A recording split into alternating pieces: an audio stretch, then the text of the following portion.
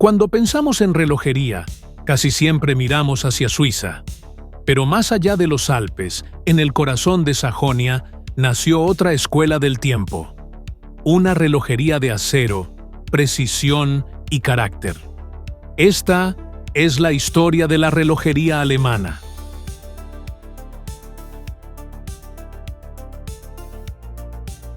A mediados del siglo XIX, Alemania no era la potencia que hoy conocemos. El país aún estaba fragmentado en pequeños estados, y las regiones rurales sufrían pobreza y desempleo.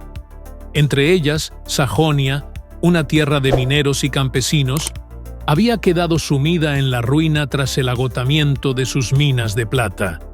Pero allí, en medio de la crisis, un hombre soñó con reinventar el tiempo. Su nombre era Ferdinand Adolf Lange, un joven relojero sajón que había estudiado en Dresde y perfeccionado su oficio en Suiza, donde aprendió los secretos de la alta relojería. A su regreso, en 1845, presentó al gobierno prusiano una propuesta audaz: fundar una industria relojera nacional, capaz de devolver la prosperidad a Sajonia. Su visión no era solo económica, era una reforma moral y técnica. Lange creía que la precisión y el orden del reloj podían reflejar la precisión y el orden que necesitaba la sociedad alemana. El gobierno aceptó su propuesta, le concedió un préstamo y le permitió instalar su taller en el pequeño pueblo de Glashütte. Allí, Lange comenzó a formar a los habitantes, campesinos, carpinteros, herreros, en el arte de la relojería de precisión. Lo que antes era una aldea minera sin esperanza, empezó a transformarse en un laboratorio de exactitud. Lange diseñó sus propios instrumentos y estableció un sistema pionero. Dividió el proceso relojero en especialidades. Cada artesano dominaba una parte: engranajes, ejes, escapes, cajas. Y luego las piezas eran ensambladas con un rigor absoluto. De esa organización nació lo que más tarde se conocería como la Escuela Sajona de Relojería. Su precisión se plasmó también en la mecánica. Lange introdujo la placa de 3/4, una base sólida de metal que cubría gran parte del movimiento, aumentando su resistencia y estabilidad. También desarrolló el tornillo azul templado, no por estética, sino porque resistía mejor la corrosión. Cada decisión era una lección de ingeniería y humildad. Hacerlo bien, antes que hacerlo bello. Pronto, otras casas siguieron su ejemplo. Moritz Grossmann, Julius Assmann y Adolf Schneider, entre otros, instalaron sus propios talleres en Glashütte. En pocos años, el valle entero se había convertido en un símbolo de orgullo nacional, una muestra de que la artesanía y la disciplina podían transformar una región olvidada. Y así, casi sin proponérselo, Ferdinand Adolf Lange no solo fundó una empresa, sino una filosofía del tiempo alemán, la idea de que cada segundo debía construirse con precisión, propósito y paciencia. En Glashütte, el tiempo no nació de la riqueza, sino del trabajo, y desde entonces, el reloj alemán no ha sido un lujo. Ha sido una declaración de carácter.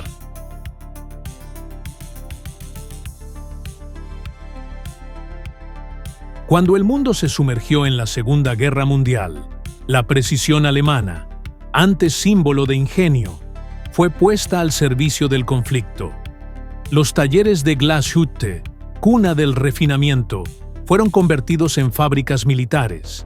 Ya no se fabricaban relojes de bolsillo ni cronómetros marinos para la navegación civil, sino instrumentos para la guerra.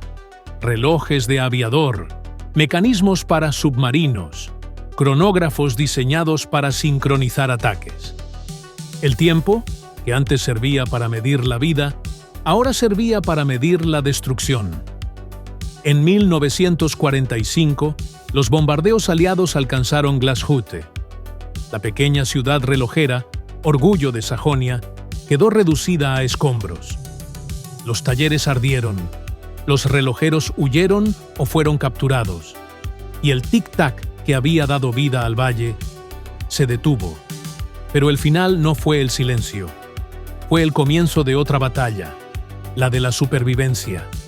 Cuando terminó la guerra, Alemania fue dividida en dos, y Glashütte, por un giro del destino, quedó del lado oriental, bajo el control soviético.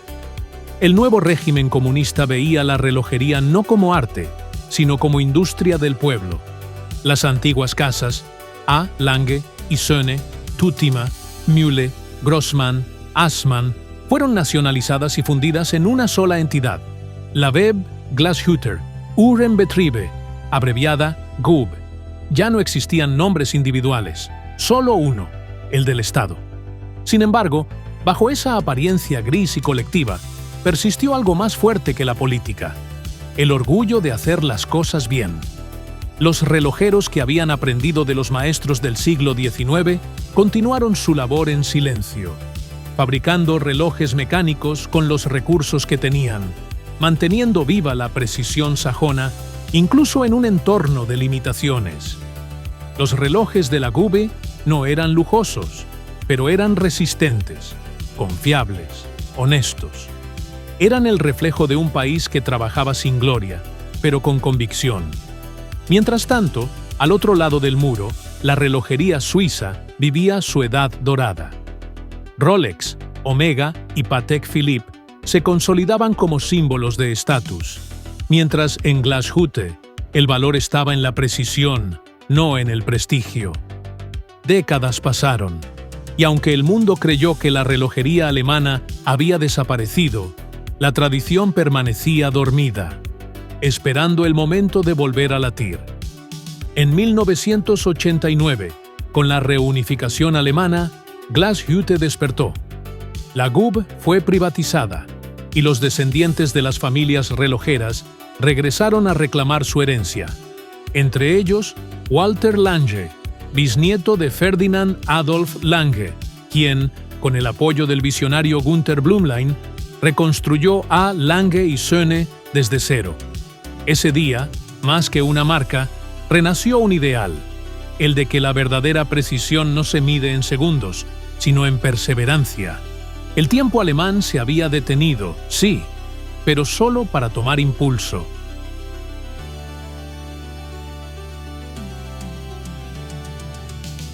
Cuando cayó el muro de Berlín en 1989, Alemania despertó de un largo sueño. Pero en el pequeño valle de Glashütte, el despertar fue algo más profundo. Fue el regreso del tiempo. Durante más de 40 años, la tradición relojera alemana había sobrevivido bajo el anonimato, como una llama pequeña que nunca se apagó del todo. Y cuando el viento de la libertad sopló, esa llama se convirtió en fuego. Fue entonces cuando Walter Lange, bisnieto del fundador original, decidió hacer algo que muchos consideraban imposible: revivir a Lange y Söhne. Como ya se mencionó, con la ayuda del empresario Günter Blümlein, una figura clave en la industria, que también impulsó IWC y Jaeger-LeCoultre, se propusieron no solo traer de vuelta una marca, sino reconstruir la esencia misma de la relojería sajona: precisión, sobriedad y excelencia técnica. En 1994, tras 5 años de trabajo, presentaron 4 relojes que marcarían una nueva era, entre ellos el Lange 1, con su diseño asimétrico y su icónico gran fecha. Ese día, Glashütte no solo regresó al mapa, sino que desafió al mundo. El Lange 1 simbolizaba algo más que un reloj. Era la unión entre tradición y modernidad, entre la paciencia de los viejos maestros y la visión del futuro.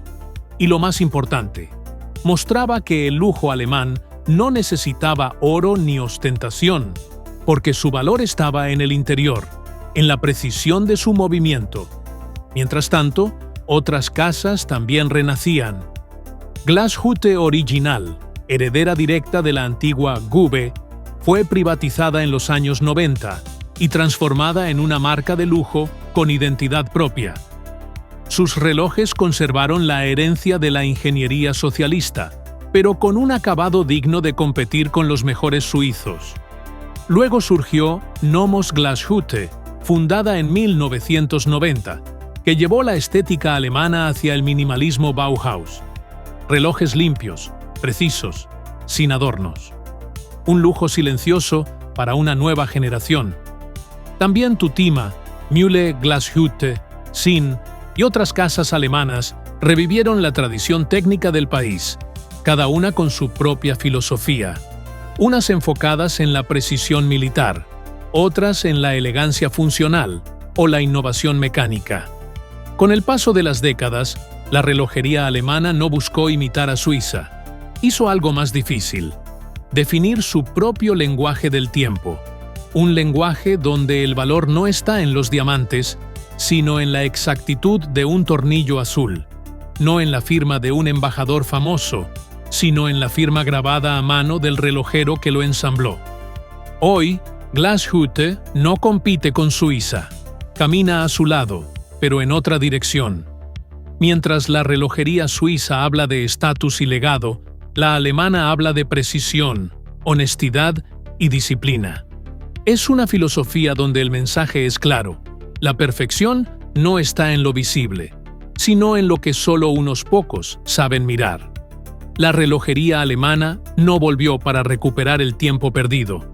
Volvió para recordarnos que nunca se detuvo del todo. Si te ha gustado el video, no olvides suscribirte para ver más. Un like también me ayudaría para continuar con este canal. Y puedes comentar qué otras escuelas relojeras o marcas te gustaría ver. Nos vemos en el próximo video.